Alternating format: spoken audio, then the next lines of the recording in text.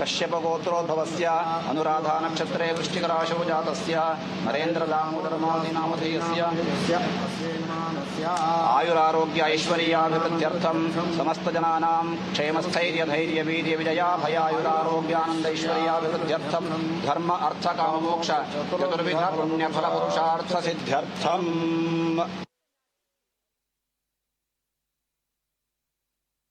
प्रधानमंत्री नरेंद्र मोदी ने पूजा अर्चना की। वयम जाग्र्याम राष्ट्र पुरोहितः, एक राष्ट्र निर्माण के स्वप्न दृष्टा के रूप में, राष्ट्र निर्माण के लिए प्रतिपल समर्पित व्यक्तित्व के रूप में, राष्ट्र निर्माण के लिए जीवन के क्षण क्षण को समर्पित करते हुए, राष्ट्र निर्माण के लिए और भारत को जगत गुरु की संकल्पना को साकार करने के ध्येय को ध्यान में रखते हुए प्रधानमंत्री नरेंद्र मोदी ने पूजा अर्चना की। अंतर्राष्ट्रीय एग्जीबिशन कम कन्वेंशन सेंटर ITPO कॉम्प्लेक्स नई दिल्ली में अंतर्राष्ट्रीय स्तर का ये कन्वेंशन सेंटर, एग्जीबिशन सेंटर, और निश्चित तौर से भारत भारतीयता को अपने में समेटे, सूर्य शक्ति को अपने में समेटे, पंच महाभूतों को अपने में समेटे, जीरो टू इसरो की थीम को अपने में समेटे, भारत की संस्कृति के साथ साथ वैज्ञानिक उत्थान को अपने में समेटे, भारत की परंपरा और विज्ञान को अपने में समेटे,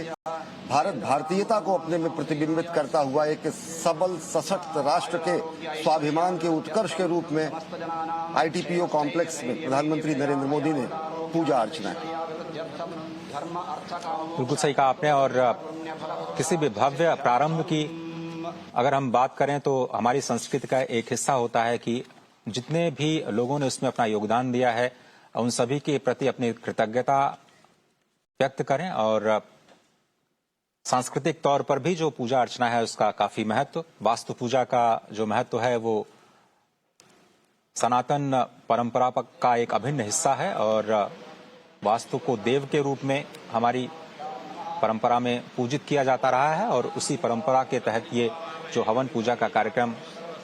किसी भी भवन के निर्माण में जितने भी क्षति हुई है जीव जंतुओं की, उनकी आत्मा की शांति के लिए ये जो प्रार्थना और पूजा का कार्यक्रम है वो पारंपरिक तौर पर किया जाता रहा है। और उसी परंपरा का हिस्सा आप देख रहे हैं कि आज सुबह वैदिक मंत्रोच्चार के बीच में प्रधानमंत्री नरेंद्र मोदी जी ने राष्ट्र की तरफ से ये पूजा हवन का कार्यक्रम है इसमें सम्मिलित हुए हैं। और आज शाम इस परिसर को राष्ट्र को संबोधित किया जाएगा, जो कि न केवल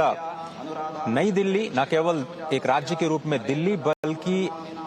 भारत को एक अंतर्राष्ट्रीय स्तर पर एक वैश्विक कन्वेंशन और एग्जीबिशन सेंटर के रूप में स्थापित करने में एक बहुत बड़ी भूमिका अदा करता हुआ नजर आएगा।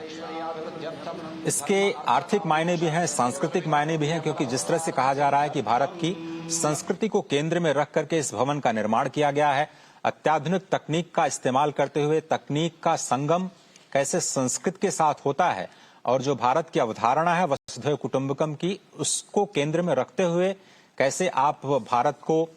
आर्थिक प्रगति के एक नए इंजन के तौर पर विकसित करने की दिशा में आगे बढ़ते हैं। प्रगति से गति की जो पूरी अवधारणा है उसको कैसे आप जमीन पर ले आते हैं, उसकी एक वानगी आपको इस कॉम्प्लेक्स के जरिए स्पष्ट रूप से देखने को मिल सकती है, जिसको अत्याधुनिक अति सुरक्षित परिसर के रूप में स्थापित किया गया है। Right, Prime Minister Modi inaugurating the IECC complex as well as a redeveloped ITPO complex which is set to host a G20 Leaders Summit in September. In fact, IECC will be among the leading exhibition and convention complexes in the world, which is the centerpiece of the Pragati Maidan complex. In fact, a facility having a campus area of nearly 123 acres has been built after overhaul of old and outdated structures in the area, developed at a cost of 2,700 crore rupees.